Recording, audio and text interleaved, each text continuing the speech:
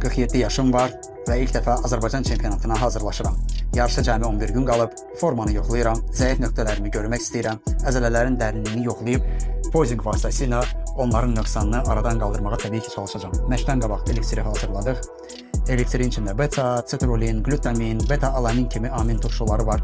Onları içəndən sonra başlayırıq. Bugünkü məşqimiz kürəklə triceps olacaq. Kürəyi şıraqla başladıq və bucaq altında şıraqla davam edəcəyik.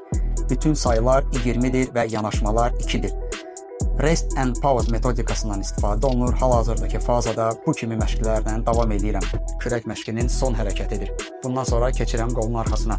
Qolun arxasına maraqsız hərəkətlər etdiyimə görə sizinlə bölüşmürəm. Ən sevdiyim hərəkətlərdən biridir və bu hərəkət mənə həqiqətən də qollarımın inkişafında güclü təkan verdi. Ən maraqlısı isə təbii ki yeməkdir.